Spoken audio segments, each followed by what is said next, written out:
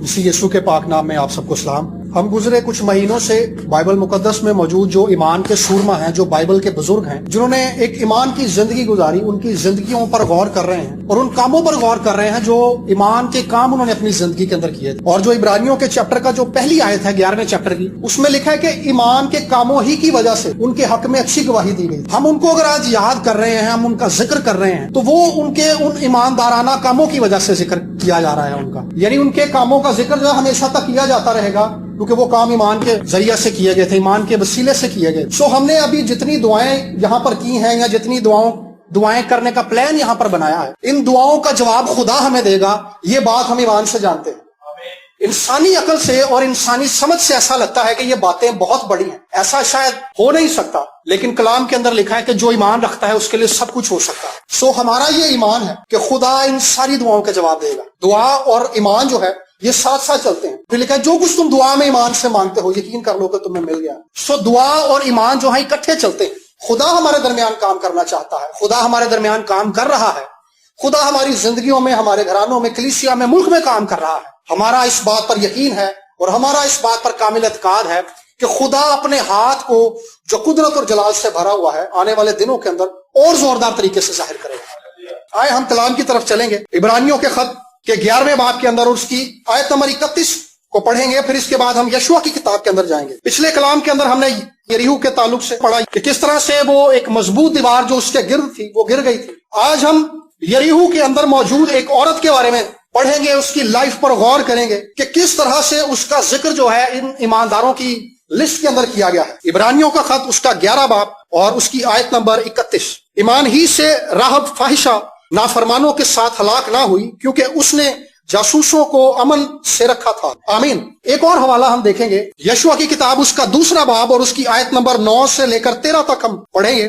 और उनसे यूं कहने लगी कि मुझे यकीन है कि खुदावन ने यह मुल्क तुमको दिया है, तुम्हारा रोब हम लोगों पर छा गया है और इस मुल्क के सब बाशिंदे तुम्हारे आगे घुले जा रहे हैं। हमने सुन लिया है कि जब तुम मिस्र से निकले तो खुदावन ने तुम्हारे आगे बहरे कुलजम के पानी को सुखा दिया और तुमने अमूरियों के दोनों बादशाहों सहयून और ऊज से जो यर्दन के उस पार थे, जिनको तुमने बिल्कुल हलाक किया, क्या क्या किया। ये सब कुछ सुनते ही हमारे दिल पिघल गए और तुम्हारे बायस फिर किसी शख्स में जान बाकी ना रही, क्योंकि खुदावन तुम्हारा खुदा ही ऊपर आसमान का और नीचे जमीन का खुदा है। सो अब मैं तुम्हारी मिन्नत करती हूँ कि मुझसे खुदावन की कसम खाओ कि चूंकि मैंने तुम पर मेहरबानी की है, तुम भी मेरे बाप के घराने पर मेहरबानी करोगे और मुझे कोई सच्चा निशान दो कि तुम मेरे बाप और माँ और भाइयों और बहनों को और जो कुछ उनका है सबको सलामत बचा लोगे और हमारी जानों को मौत से महफूज रखोगे। आमीन। हमने पढ़ा इब्रानियों के खत के अंदर के राहब फाहिशा जो है उसने जासूसों को अमन के अंदर रखा है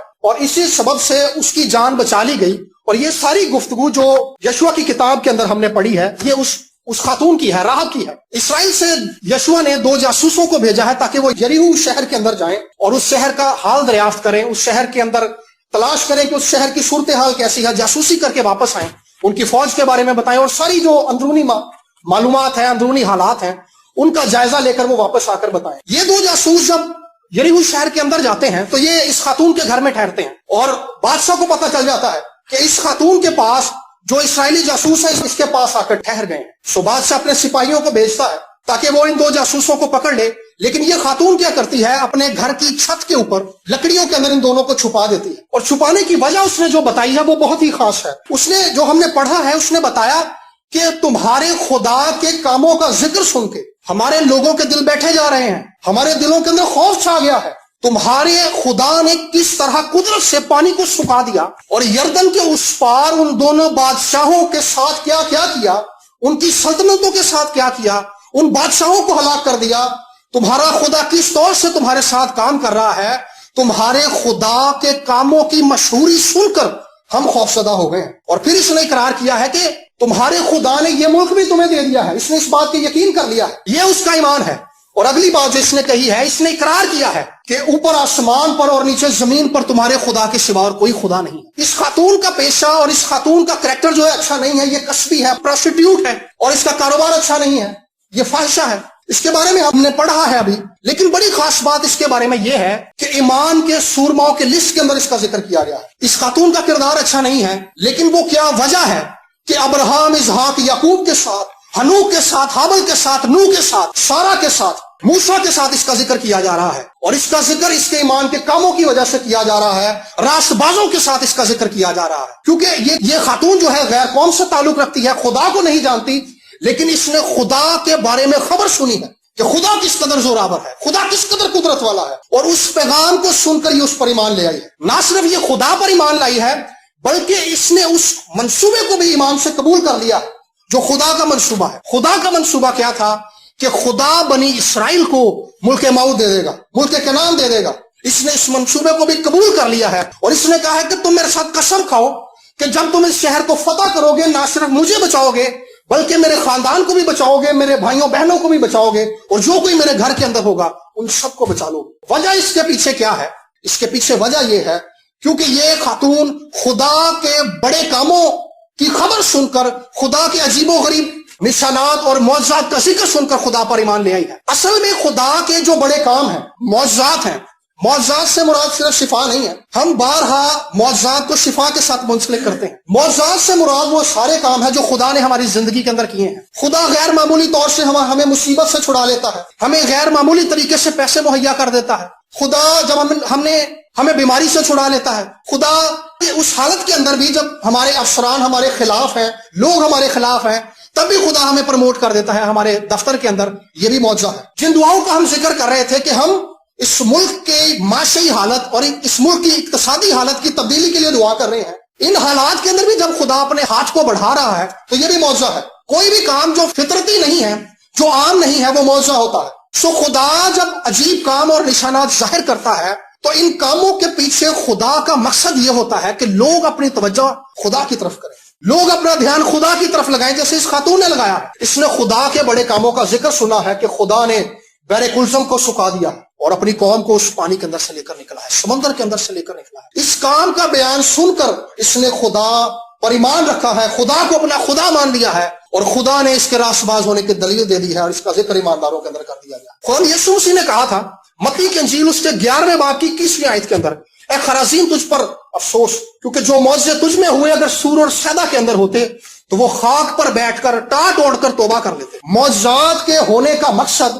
خدا اپنی قدرت کو اس لیے ظاہر کرتا ہے کہ خدا کی قدرت کے کاموں کو دیکھنے کے بعد ہم توبہ کر لیں، ہم ان قدرت کے کاموں کو دیکھ کر اپنا دھیان خدا پر لگائیں، اور اس بات کا یقین کریں کہ خدا جو اس دنیا کے اندر نشانات ظاہر کر رہا ہے، اپنی قدرت ظاہر کر رہا ہے، کلیسیاؤں کے اندر، خاندانوں کے اندر، شخصی طور پر لوگوں کی زندگی کے اندر ہم لوگوں کی گواہیاں سنتے ہیں، اور اس دنیا کے اندر آج عجیب و غریب طور سے خدا کام کر رہا ہے، اور خدا اپنے ہاتھ کو عجیب طور سے گھرانوں کے اندر بڑھا رہا ہے، اور عجیب طور سے ہمیں گواہیاں سننے کو ملتی ہیں۔ ہماری کلیسیا کے اندر عجیب طرح کے کام ہو رہے ہیں، ہم سب ان سے واقف ہیں، اور جو کچھ خدا نے ہماری زندگی کے اندر آج تک کر دیا ہے، خدا نے اس لیے کیا ہے کہ ہم اپنا دھیان خدا کی طرف لگائیں۔ یعنی معجزات کے ان کاموں کے کیے جانے کی وجہ یہ ہے کہ ہمارا دھیان خدا کی طرف ہو جائے۔ اگر ہم ان معجزات کے ہونے کے باوجود اپنا دھیان خدا کی طرف نہیں لگاتے تو اس میں ہماری کمزوری ہے۔ خدا اصل میں عام لفظوں میں کہہ لیں کہ ہماری توجہ کھینچتا ہے، ہمارا دھیان دنیا کی طرف لگا ہوتا ہے، ہمارا دھیان اپنے کاموں کی طرف لگا ہوتا ہے، ہمارا دھیان اپنے مسائل کی طرف لگا ہوتا ہے کہ مسائل بہت بڑے ہیں، بل بہت زیادہ آ گیا، افسر بھی میرے خلاف ہو گئے ہیں، سیلری بھی میری بہت کم ہے، ہم کیا کریں گے؟ اب ہمارا دھیان ان چیزوں کی طرف ہے۔ لیکن خدا چاہتا ہے کہ ہم اپنا دھیان ان باتوں کی طرف سے ہٹا کر خدا پر لگا لیں۔ خدا کے بارے میں جو گواہیاں ہم سنتے ہیں، وہ گواہیاں جو چرچ میں ہم سنتے ہیں، وہ گواہیاں جو پاک کلام کے اندر ہم پڑھتے ہیں، وہ گواہیاں جو ہم دوسرے اپنے عزیزوں کی زندگی کے اندر خدا کے کاموں کے ہونے کے بعد ہم سنتے ہیں، ان کے پیچھے خدا کا مقصد یہ ہے کہ ان کاموں کے ہونے کے بعد ہم اپنا دھیان خدا کی طرف لگائیں، اور اس بات کا یقین کریں کہ وہ خدا جو ان کی زندگی کے اندر کام کر رہا ہے وہ میری زندگی کے اندر بھی کام کرے۔ اس خاتون نے خدا کے منصوبے کو قبول کر لیا۔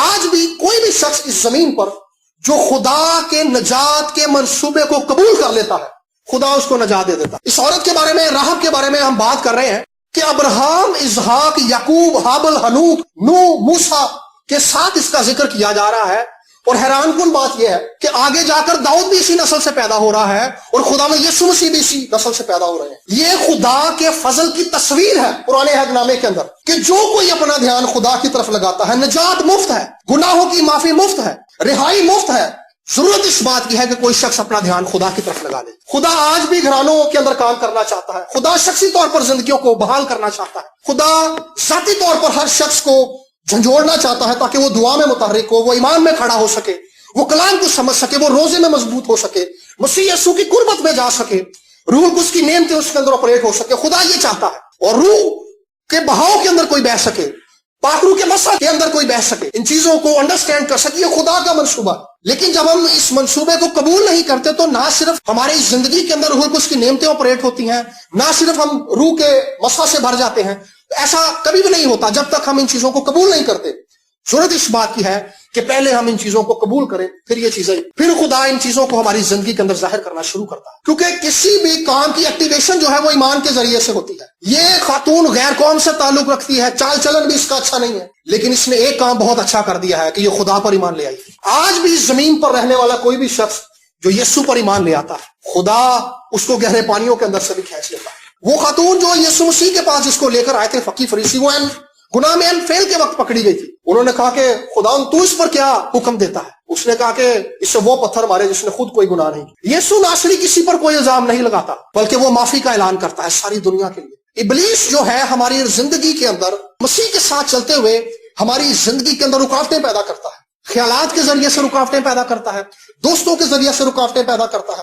ہماری اپنی سوچ ہمارے لیے رکاوٹ بن جاتی ہے، ہمارا کم ایمان ہمارے لیے رکاوٹ بن جاتا ہے، ہماری کم عقل ہمارے لیے رکاوٹ بن جاتی ہے، اور ہماری امیچورٹی ہمارے لیے رکاوٹ بن جاتی ہے. لیکن یسوع مسیح ناصری راہوں کو کھول دیتا ہے. لکھا ہے کہ اس کے بند کیے ہوئے کو کوئی کھول نہیں سکتا اور اس کے کھولے ہوئے کو کوئی بند نہیں کر سکتا. یہ اس کا اختیار ہے، اس کی قدرت ہے. خداوند یسوع ہماری زندگی کے اندر سے اور ہر اس شخص کی زندگی کے اندر سے راہوں کو کھولتا ہے، بیریئرز کو کھولتا ہے. جو شخص مسائل کے اندر پھنسا ہوا ہے، جو مسیح کے اندر بڑھ نہیں پا رہا، جو خاندانی مسائل کے اندر جکڑا ہوا ہے، جو ابلیس کے ہاتھوں دکھ سہ رہا ہے، جو بیماریوں کے اندر جکڑا ہوا ہے، یسوع ناصری اس لیے زمین پر آیا ہے تاکہ ان سب کو ان سارے دکھوں کے اندر سے اور ابلیس کے اختیار سے، گناہ کے اختیار سے، ابلیس کے الزام سے، گناہ کے الزام سے خدا یسوع سے چھڑانے کی قدرت رکھتا ہے.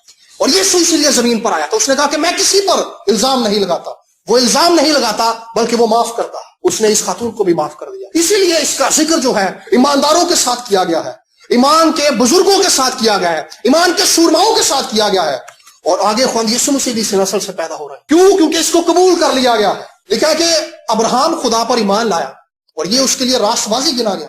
آج بھی جو کوئی خدا پر اور خدا کے کامل منصوبے پر ایمان لاتا ہے، خدا اسے راست باز ڈکلیئر کر دیتا ہے. خدا اعلان کر دیتا ہے اس بات کا کہ یہ میرے بیٹے یسوع پر ایمان لایا ہے، خواہ اس کے گناہ چاہے کرمزی ہیں، کیسے بھی ہیں، کیسے بھی بڑے ہیں، اس کا ماضی خواہ کیسا بھی ہے، میں نے اسے معاف کر دیا ہے کیونکہ میرے بیٹے یسوع نے اس کے لیے خون بہایا. یہ خدا کا اعلان ہے، یہ خدا کا منصوبہ ہے اور یہ کبھی تبدیل نہیں ہو سکتا.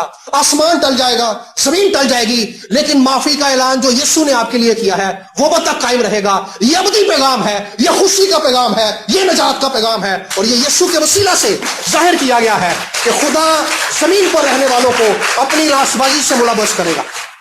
اور اگلی بات جو اس خاتون نے کی ہے، اس نے ان لوگوں کو امن کے اندر رکھا ہے، اپنی جان کو خطرے میں ڈال دیا. سپاہی اس کے گھر کے اندر آئے ہیں اور تفتیش کی ہے انہوں نے کہ جاسوس ہم نے سنا ہے کہ تیرے گھر کے اندر آئے ہیں. اس نے کہا کہ نہیں، میرے گھر کے اندر نہیں آئے، بلکہ اس نے خطرہ مول لیا ہے. خدا کے کام کے لیے، خدا کے پلان کے اندر اس نے اپنے ایمان کو ظاہر کرنے کے ساتھ اپنے عمل کو بھی شامل کیا ہے. اس نے ان کو چھپا بھی دیا ہے اپنی چھت کے اوپر لکڑیوں کے نیچے، اور اس نے خطرہ مول لیا ہے خدا کے کام کے لیے. ہم جب خدا کے پلان کو قبول کر لیتے ہیں، خدا کی نجات کے انتظام کو قبول کر لیتے ہیں، تو اگلا منصوبہ، اگلا کام ہمارے لیے یہ ہوتا ہے کہ ہم خدا کے کام کے لیے آگے بڑھیں. بہت سارے بائبل کے جو بزرگ ہیں، سورما ہیں، جن کا ذکر بائبل کے اندر بھی ہے اور بائبل کے بعد کے زمانے کے اندر بھی ہے، ابتدائی کلیسیا میں جن کا ذکر ہے، ایسے لوگ تاریخ کے اندر موجود ہیں جنہوں نے خدا کے کام کے لیے ہمیشہ خطرہ مول لیا. کئی لوگوں نے خطرہ لیا اور خدا نے انہیں بچا لیا. جیسے دانیل کے زمانے میں بادشاہ نے حکم کیا تھا کہ جو کوئی اس مورتی کو سجدہ نہیں کرے گا وہ آگ کے اندر ڈال دیا جائے گا. وہ آگ میں ڈال دیے گئے، خدا نے انہیں بچا لیا. لیکن تاریخ کے اندر ایسے بھی واقعات موجود ہیں جن کے لیے خدا کا منصوبہ یہی تھا کہ وہ اسی طرح سے اپنا زمینی سفر پورا کر لیں. ان کو خدا نے نہیں بچایا. ہم گیتوں گاتے ہیں پٹیاں جو سٹ دے پانے، لیکن یہ بات بہت خطرناک ہے. بائبل کے اندر ایسے لوگ موجود ہیں، ابتدائی کلیسیائی تاریخ کے اندر ایسے لوگ موجود ہیں جنہوں نے کلام کو سنانے کے لیے خطرہ مول لیا اور انہوں نے اپنی زندگیوں سے ہاتھ بھی دھو دیا. یوحنا رسول کا ایک شاگرد تھا پولیکارپ. اس شخص کے خلاف جو رومی بادشاہ تھا، اس نے فرمان جاری کر دیا تھا کیونکہ یہ بندہ کلام سناتا ہے, کیونکہ یہ یسوع کی تعلیم کو پھیلا رہا ہے, اور یہ رسولوں کے بعد خداوند یسوع مسیح کا گواہ ہے, اور یہ یوحنا رسول کا شاگرد ہے, اور یہ یسوع مسیح کی گواہی کا چشمدید گواہ ہے, اس لیے اس کو مار دیا جائے. یا تو یہ منادی کرنا چھوڑ دے, یا یہ لوگوں کو تعلیم دینا چھوڑ دے, یا تو پھر اسے مار دیا جائے. تو ہوتا کیا ہے, اسے ایک دن پتا چلتا ہے کہ سپاہیوں نے اسے ڈھونڈنا شروع کر دیا, اور کلیسیا کے جو لوگ ہوتے ہیں وہ اس سے اصرار کرتے ہیں کہ سر آپ ایسا کریں, آپ دوسرے گاؤں کے اندر چلے جائیں. خیر وہ ان کی بات مان کر اس علاقے کے اندر چلا جاتا ہے. پھر چند دنوں کے بعد اس کی جو تفتیش ہے, اس کی جو سرچ ہے وہ بڑھ جاتی ہے سپاہیوں کی. اس کو ڈھونڈنے کے لیے وہ زیادہ زوردار طریقے سے پھیل جاتے ہیں, اور اس دن وہ اس کو پکڑ لیتے ہیں, پولیکارپ کو, بزرگ پولیکارپ کو, اور وہ اس کو پکڑ کر ایک ایسے مجمع کے اندر لے جاتے ہیں, اور سرعام لوگوں کو بتاتے ہیں کہ یہ وہ شخص ہے جو یسوع کی منادی کرتا ہے. ہم نے اس سے منع کیا ہے کہ یسوع کے بارے میں تعلیم نہ دے, یسوع کی گواہی نہ دے. اس نے ہماری بات نہیں مانی, ہم اسے ایک موقع اور دیتے ہیں, اگر یہ ہماری بات مان لے گا تو ہم اس کی جان بخش دیں گے, ورنہ اس کو زندہ جلا دیا جائے گا. اور اس کو وہ باندھ دیتے ہیں پولیکارپ کو. پولیکارپ اس سے کہتا ہے کہ مجھے باندھنا, کیونکہ وہ خدا جس نے مجھے اپنی گواہی کے لیے کھڑا کیا ہے, اس نے مجھے اتنی دلیری دی ہوئی ہے کہ میں اس آگ کے اندر دلیری کے ساتھ کھڑا ہو سکوں, اور میں مسیح کے لیے اپنی جان کا نذرانہ بھی دے دوں. شاید ہر دور کے اندر ایسے حالات نہیں ہوں گے کہ ہمارے لیے معجزہ ہو. خدا معجزات کرتا ہے, لیکن ایمان کا حصہ معجزات کا ہونا ہی نہیں ہے. ایمان کا حصہ یہ بھی ہے کہ ہم ایمان ہی میں مر جائیں. جان دینے تک وفادار رہے تو میں تجھے زندگی کا تاج دوں گا. یہ ایمان کے ساتھ مرنا ہے کہ جب مصیبتیں آپ پر آئیں, جب لوگ آپ کے خلاف ہو جائیں, لوگ آپ کی جان کے دشمن بھی بن جائیں, اس وقت بھی آپ اپنے ایمان میں کھڑے رہیں. یہ ایمان ہے, آپ ایمان میں اپنی جان دے دیں کہ بے شک میری اس زمینی زندگی کا سفر تو مسیح میں ختم ہو گیا ہے, لیکن میں ایک ایسی زندگی کے اندر داخل ہو جاؤں گا کہ میں مسیح کے روبرو کھڑا ہو کر اس کی پرستش کروں گا, اس کی تعریف کروں گا, اس کی حمد کروں گا, اور میرے لیے ایک ایسا تاج موجود ہوگا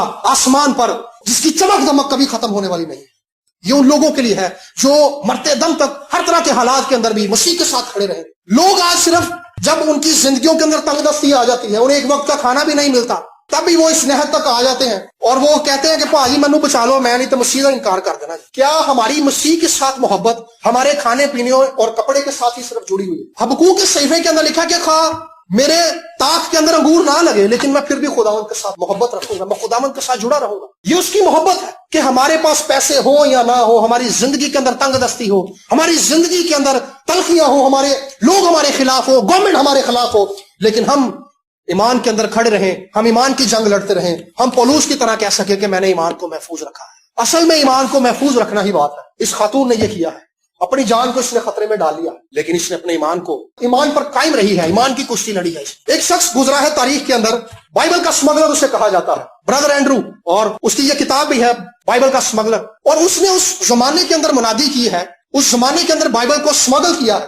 جب رشیا کے اندر انجیل سنانا تو دور کی بات, انجیل لے جانا بھی بین تھا, اور جس بندے کو وہ دیکھ لیتے تھے کہ یہ بندہ انجیل سنا رہا ہے, یا انجیل کے کوئی حصہ بانٹ رہا ہے, یا انجیل بانٹ رہا ہے, یا بائبل بانٹ رہا ہے, اس شخص کو وہ تہ خانوں کے اندر ڈال دیتے تھے, اور پوری کوشش کرتے تھے, ہر طرح کا ظلم اس پر کرتے تھے. اسے مارتے نہیں تھے, مارنے سے مراد جان سے مارنا ہے, جان سے نہیں مارتے تھے اسے, لیکن ہر طرح کا جبر اور ظلم اس پر کرتے تھے تاکہ وہ مسیح کا انکار کر دے. اس شخص نے کیا کیا ہے, اس شخص کے اندر یہ آگ تھی کہ میں انجیل کو اور بائبل مقدس کو رشیا کے اندر لے کر جاؤں گا, اور اس نے بائبل کو اپنی گاڑی کے اندر ڈالا ہے, اور یہ بارڈر پر چلا گیا, بارڈر کراس کرنا ہے اب اس, اور اس نے دعا مانگی کہ خداوند میں انجیل کو لے کر اس ملک کے اندر جا رہا ہوں, جتنے لوگ چیکنگ کرنے کے لیے آئیں سب اندھے ہو جائیں, کسی کو دکھائی نہ دے کہ اس گاڑی کے اندر بائبل موجود ہے. اور وہ بندہ بتاتا ہے اپنی کتاب کے اندر کہ ان لوگوں نے میری اتنی احتیاط سے چیکنگ کی کہ میرے گاڑی کے جو ویل کے اوپر کپس ہوتے ہیں ان کو بھی کھول کر دیکھا تھا, ڈگی چیک کی, سیٹیں اٹھا کر دیکھا, ویل کے اوپر جو کپس لگے ہوتے ہیں, رم لگے ہوتے ہیں, ان کو بھی کھول کر دیکھا کہ اس کے اندر تو کوئی انجیل کا حصہ تو نہیں موجود ہے, لیکن انہیں انجیل کہیں پہ ملی نہیں,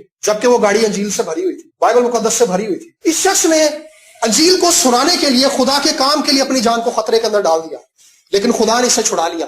یہ اس حالت کے اندر بھی خدا کے ساتھ کھڑا ہوا, اور یہی وہ شخص تھا جس کی دعاؤں کے جواب میں خدا نے رشیا کو توڑ دیا تھا. جس طرح سے ہم تھوڑے سے لوگ ہیں, یہ بھی تھوڑے سے لوگ جمع ہوتے تھے, اوپن ڈورز ان کی منسٹری کا نام ہے, اور یہ لوگ جمع ہوتے تو رشیا کے لیے دعا کرتے تھے کہ خداوند رشیا کے اندر انجیل جائے, رشیا کے لوگوں کو انجیل کا پیغام سنایا جائے. رشین فیڈریشن جو تھی افغانستان تک تھی, خدا نے اس کو ملکوں کے اندر توڑ کر رکھ دیا ان لوگوں کی دعاؤں کے جواب کے اندر. خدا نے اتنی بڑی رشین فیڈریشن کو, جو اس زمانے کی سپر پاور تھی, خدا نے مختلف ملکوں کے اندر, چھوٹے چھوٹے ملکوں کے اندر توڑ دیا, کیونکہ ایک چھوٹا سا گروہ اپنے ہاتھوں کو ہر روز خدا کے حضور میں اٹھاتا تھا, اس ایمان کے ساتھ کہ ہماری دعائیں خدا کے حضور میں بخور کی مانند پہنچ. آپ کی دعائیں پاکستان کے لیے، آپ کے گھرانوں کے لیے، آپ کی اپنی زندگی کے لیے، خادمین کے لیے خدا کے حضور میں پہنچ رہی ہیں۔ خدا اپنے وقت پر ان ساری دعاؤں کا جواب دے گا۔ پاسٹر صاحب نے جو بات کی ہے کہ ہم اس نیشن کو ایک کرسچن نیشن دیکھنا چاہتے ہیں، ایک خون سے دھلا ہوا پاکستان دیکھنا چاہتے ہیں، یہی جذبہ ان لوگوں کا تھا جنہوں نے اس سرزمین پر پہلے کام کیا۔ سادھو سندر سنگھ، بخت سنگھ کو تو خدا نے ہندوستان کا پورا نقشہ دکھا دیا تھا جس پر یسوع کی صلیب لگی ہوئی تھی، اور یسوع کے خون سے پورا ہندوستان دھل رہا۔ خدا نے اس شخص کو اس ملک کے اندر، ہندوستان کے اندر، بلکہ پوری دنیا کے اندر عجیب طور سے استعمال کیا۔ اگر خدا نے یہ رویا اور یہ جذبہ ہمیں دیا ہے، ورلڈ سیلویشن منسٹری کو دیا ہے، تو خدا نے اس رویا کو پورا کرنے کے لیے، میٹ کرنے کے لیے جو زور اور جو مسا درکار ہے وہ بھی ہمیں دے دیا۔ یہ خدا کا طریقہ کار ہے، یہ خدا کا پلان ہے۔ خدا جب کسی شخص کو کھڑا کرتا ہے، کوئی رویا دیتا ہے، تو اس سے پہلے اس کو تیار کرتا ہے۔ خدا اس کو تیار کر کے اپنے اسلحے سے لیس کر کے پھر اس کو کھڑا کرتا ہے، اور پھر اس کے وسیلہ سے ابلیس کے قلعوں کو اٹھانا شروع کر دیتا ہے۔ آپ کی دعائیں، آپ کی التجائیں، آپ کی درخواستیں خدا کے حضور سنی جا رہی ہیں، اور خدا آپ کی دعاؤں میں انٹرسٹڈ ہے۔ اگر آپ کو انجیل سنانے کے لیے یا سنانے کی وجہ سے دکھ سہنا پڑ رہا ہے تو پریشان نہ ہو۔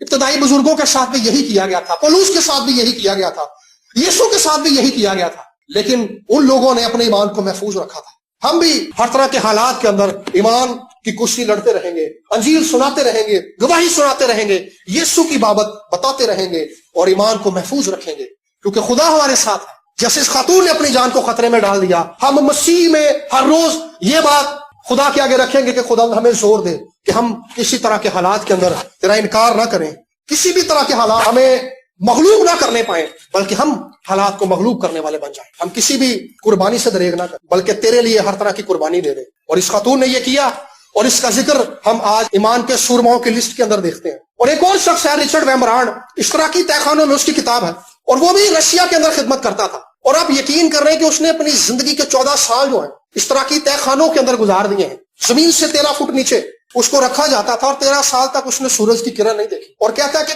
کئی دن انہوں نے مجھے سونے نہیں دیا۔ جس برتن کے اندر وہ کھانا کھاتا تھا، اسی برتن کے اندر اس کو انسانی فضلہ جو تھا ڈال کر دے دیا جاتا تھا تاکہ وہ مسیح کا انکار کرے۔ اس کو سونے نہیں دیتے تھے، اگر وہ سوتا تھا تو اس کو ایک کیلوں کی چارپائی پر لٹا دیتے تھے۔ اتنا ظلم اس پر کیا جاتا تھا۔ اس کا گناہ صرف یہ تھا کیونکہ وہ خدا کا خادم تھا اور لوگوں کو انجیل کی بابت بتا، لیکن اس شخص نے بھی اپنے ایمان کو محفوظ رکھا۔ میرے عزیزو، ہم جس دور کی طرف بڑھ رہے ہیں، اگر ہم متی کے انجیل کے 24ویں باب کو پڑھیں تو جیسے جیسے یسوع کی آمد قریب ہوگی، زمین کے حالات اور زمانے کے حالات خراب ہوں گے، اور مسیحوں پر بھی ظلم ہوگا۔ خدا معجزات کرنے کی قدرت رکھتا ہے، خدا بچانے کی قدرت رکھتا ہے، لیکن ہم ہر طرح کے حالات میں خدا کے ساتھ کھڑے رہیں گے، خواہ حالات اچھے ہوں یا برے ہوں۔ اور پھر اس شخص کو، ریچرڈ ویمبرانڈ کو 1964 کے اندر آزاد کر دیا گیا، کیونکہ رشین فیڈریشن ٹوٹ چکی تھی اوپن ڈورز، برادر اینڈروز اور دوسرے لوگوں کی دعاؤں کے جواب کے وسیلہ سے۔ ہم نے مسیح میں رہتے ہوئے ہر طرح کے حالات کے اندر اپنی جڑوں کو مسیح کے اندر مضبوط کرنا ہے۔ آج ہمارے پاس انجیل ہے، آج ہمارے پاس ایسے حالات ہیں کہ ہم انجیل کو سن سکتے ہیں، یوٹیوب پر ہم پیغامات کو سنتے ہیں، واٹس ایپ پر پیغامات کو سنتے ہیں، چرچ میں ہم آزادی کے ساتھ پرستش کرتے ہیں، اس ملک کے اندر ہم آزادی کے ساتھ کلام سنا سکتے ہیں، سن بھی سکتے ہیں، لیکن شاید آنے والے دنوں کے اندر کوئی زمانہ ایسا بھی آئے جس میں یہ سب نہ ہو، لیکن وہی کلام ہمارے ساتھ ہوگا جو ہم نے سنا ہوا، جس کو ہم نے سیکھا ہوا۔ اس زمانے کے لیے ہم نے اپنے آپ کو تیار کرنا ہے کہ خواہ لوگ ہمارے مخالف ہو جائیں، پاویں جے کڑہڑ بھی آوے نال پانی کرن شور، خوف نہ کریے پہاڑا دا پاویں چھڑ جان جائے، ہم مسیح میں قائم رہیں گے۔ ایمان میں کھڑے رہنا یہی ہے کہ ہم ہر طرح کے حالات کے اندر مسیح کے ساتھ جڑے رہیں۔ اور اگلی بات جو اس خاتون نے کی ہے، اس نے صرف اپنی فکر نہیں کی، اس نے ان لوگوں سے قسم لی ہے کہ تم نہ صرف مجھے بچانا بلکہ میرے خاندان کو بھی بچانا، میری بہنوں کو بچانا، میرے بھائیوں کو بچانا، میرے والدین کو بچانا، اور ہر اس بندے کو جو میرے گھر کے اندر ہوگا اس کو بچا لینا۔ یہ قسم اس نے اس لیے لی تھی کیونکہ یہ خدا پر اور خدا کے منصوبے پر یقین کر چکی تھی کہ یہ ملک، یہ کنعان جو ہے، ملک کنعان جو ہے، خدا نے بنی اسرائیل کو دے دیا۔ آج میرے عزیزو، مسیح کے ساتھ چلتے ہوئے ہم نے اپنے خاندانوں کی فکر کرنی ہے، بہن بھائیوں کی فکر کرنی ہے، وہ بہن بھائی، وہ رشتہ دار جو مسیح سے دور ہیں، ہم نے ان کے بارے میں فکر کرنی ہے، دعا کرنی ہے، ان کے بارے میں بوجھ رکھنا ہے، ان کو مسیح کی بابت بتاتے رہنا ہے تاکہ وہ خدا کے قریب آ جائیں، وہ مسیح یسوع کو اپنا نجات دہندہ مان لیں۔ پولس رسول کے خلاف جب اس نے خدمت کا آغاز کیا تو پولس کی مخالفت ہوئی، تو پولوس کو بچانے کے لیے ابتدائی کلیسیا کے بزرگوں نے کیا کیا؟ پولوس کو رسی کے ساتھ لٹکا کر ٹوکری سے اس شہر سے نیچے لٹکا دیا اور پولوس بچ گیا۔ وہ لوگ نہیں جانتے تھے کہ جس شخص کو ہم لٹکا رہے ہیں یہ آنے والے دنوں کے اندر یورپ کے اندر اور ایشیا کے اندر خدا کا ایک زبردست سورما ہو۔ خدا پولوس کو کس طور سے استعمال کرنے والا تھا مستقبل میں، وہ لوگ اس بات کو نہیں جانتے تھے، لیکن انہوں نے پولوس کو بچا لیا۔ اور پھر ہم دیکھتے ہیں کہ نئے عہد نامے کا ایک بڑا حصہ پولوس نے لکھا ہے، خطوط اس نے لکھے ہیں، اور اس کے بارے میں کہا جاتا ہے پولوس کے بارے میں کہ اگر پولوس نہ آتا، پولوس خطوط نہ لکھتا جو بائبل مقدس کے اندر ہیں، افسیوں کا خط، کرنتھیوں کا خط، تھسلنیکیوں کا خط، کلوسیوں کا خط اور دوسرے خطوط جو ہیں، اگر پولوس وہ خطوط نہ لکھتا تو کوئی بھی بندہ یسوع مسیح کی تعلیم کی تشریح نہیں کر سکتا تھا کہ یسوع مسیح کی تعلیم کی تشریح کیا ہے۔ اس بندے نے آ کر یسوع کی تعلیم کی تشریح کی ہے۔ اتنا اہم آدمی ہے، یہ اتنا انوائنٹڈ آدمی ہے کہ جب اس کے بدن سے رومال ٹچ کیا جاتا ہے اور وہ رومال بدروہوں پر ڈالا جاتا ہے تو بدروہیں نکل جاتی ہیں، بیماریاں چھوڑ دیتی ہیں زندگیوں کو۔ اس کے دعا کرنے سے مردے زندہ ہو رہے ہیں، وہ لوگوں پر ہاتھ رکھتا ہے تو لوگوں کے اندر خدا کا پاک روح ڈیل دیا جاتا ہے۔ ایسا زبردست سورما ہے خدا کا۔ لیکن وہ لوگ جب رسی سے اس کو لٹکا رہے ہیں تو ان کو نہیں پتا کہ یہ آنے والے دنوں کے اندر اس طور سے استعمال ہوگا۔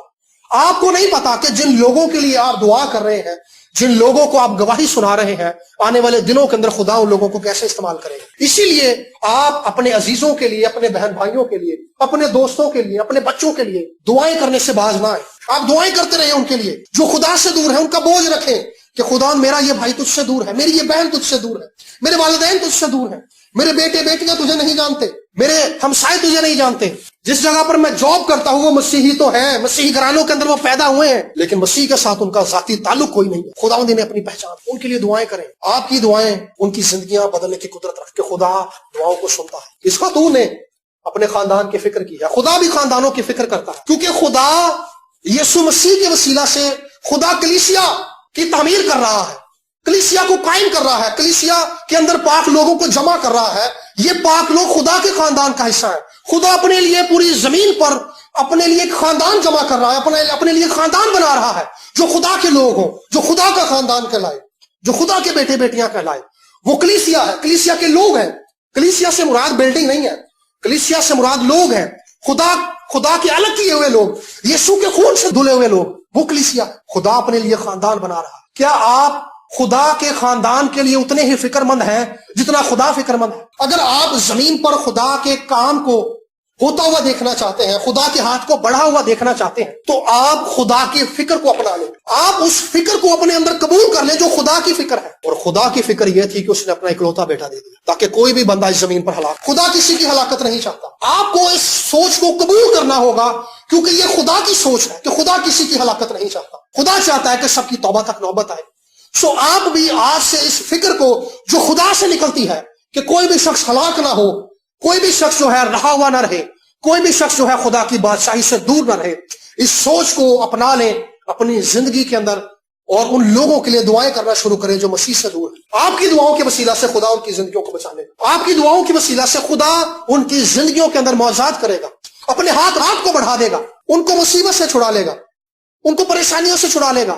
وہ جو خدا کو نہیں جانتے انہوں نے خدا کی بابت سنا ہوا ہے۔ خدا ان کے لیے ایک ایسی شخصیت ہے جو ایک کہانیوں میں ہوتا ہے۔ وہ خدا کو ویسا نہیں جانتے جس طرح سے آپ جانتے ہیں، تو آپ ان کے لیے دعا کرنا شروع کریں کہ وہ بھی خدا کو اسی طرح سے جان جائیں جس طرح سے بائبل کے بزرگ خدا کو جانتے تھے۔ ریئل تھا خدا ان کے لیے، وہ ہیکل میں خدا سے ملاقات کرنے کے لیے جاتے تھے، وہ جانتے تھے کہ خدا وہاں پر ہے۔ آپ بھی ان لوگوں کے لیے دعا کرنا شروع کریں جو خدا سے دور ہے، اسی فکر کے ساتھ، اسی بوجھ کے ساتھ جو خدا کی فکر ہے۔ خدا دنیا سے اس قدر محبت رکھتا ہے کہ اس نے یسوع کو قربان ہونے کے لیے بھیج دیا، یسوع کو دکھ سہنے کے لیے بھیج دیا، یسوع کو کوڑے کھانے کے لیے بھیج دیا، یسوع کو ذلت سہنے کے لیے بھیج دیا، یسوع کو مار کھانے کے لیے بھیج دیا، یسوع کو اس لیے بھیج دیا تاکہ اس کی داڑھی نوچی جائے، یسوع کو اس لیے بھیج دیا جو با اختیار ہے، جو قدرت والا ہے، جس کے وسیلہ سے کائنات پیدا کی گئی ہے، وہ ذلت سہ رہا ہے، وہ ذلیل کیا جا رہا ہے، وہ دکھ سہ رہا ہے، اسے مارا جا رہا ہے، اسی لیے کیونکہ خدا آپ کی فکر کرتا ہے، خدا دنیا کی فکر کرتا ہے،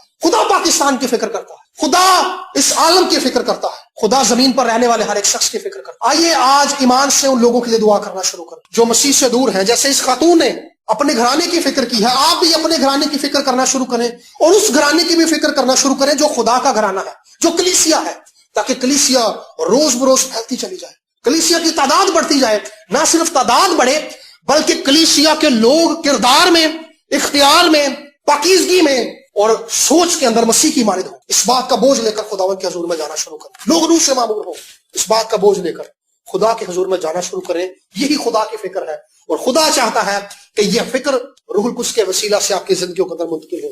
पौलुस कहता है कि कलीसियाओं की फिक्र मुझे आदम आती है, कलीसियाओं का बोझ है उसे। जिन लोगों को वो कलाम सुना के आ चुका है वो अब उनके पास नहीं है, लेकिन उनके लिए वो दुआएं करता है कि खुदावंद उनके साथ हो, उनकी मदद कर। उन लोगों के लिए वो शिफायत करता है, उनके मसाइल को खुदावंद के आगे रखता है। आप भी दुआएं करना शुरू करें, आप खुदावंद के हजूर में इल्तिजा करना शुरू करें, फिक्र करना शुरू करें और इस औरत की तरह ईमान से खुदावंद के हजूर में जाएं। खुदा के मंसूबे को कबूल करें पहली बात, और खुदावंद पर ईमान लाएं, और दूसरी बात खुदावंद के फिक्र में शरीक हो। ये ईमान का तरीका है। और हर तरह की हालत के अंदर, खा दुख हो, परेशानी हो, नंगापन हो, मौत का खतरा हो, मसीह के साथ खड़े रहें और मसीह का इनकार ना करें। आइए आंखों को बंद करेंगे और खुदावंद से इस बात की तौफीक मांगेंगे कि खुदावंद राहब को तूने अपनी पहचान दे दी और वो ईमान पर खड़ी हो गई।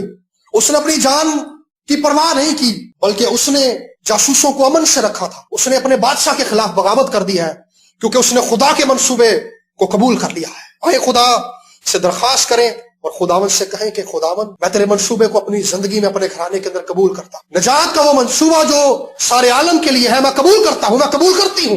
वो मेरे लिए भी है, मेरे खानदान के लिए भी है। खुदावंद उसकी कुदरत को, उसके जलाल को, उसकी तासीर को जो जिंदगी देती है, मेरी जिंदगी के अंदर जाहिर कर दे, मेरे वसीले से जाहिर कर दे, कलीसियाओं के अंदर जाहिर कर दे। हालेलुया। राशालाबा संतो लोको, राशालाबा संथालाबा खबा, अरीशालाबा संतो लोको, रियालाबा रिबा संतो लोको, लीरालाबा अंतलाकाराबा शिबलाबा अंतलोको, रियालाबा साबराबा, रिगालाबा अंतिलाकाराबा शिबराबा सीखाराबा, रिबोरांतलाकाराबा शबरान संथलाकाराबा, बीराराबासी बारीबारी अंतलोको बोबोडी पारबा हेबा, जागीरालाबा गीला मंतलोको बाबीबा अंतलाकाबा, राशाबा सिहोरी शालाबा साखराबा।